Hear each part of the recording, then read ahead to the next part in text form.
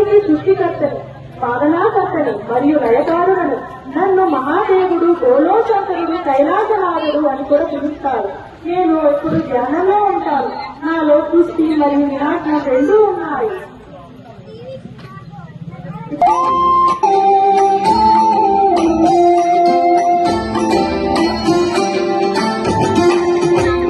जय पार्वती माता, जय जय पार्वती दाता, जय पार्वती।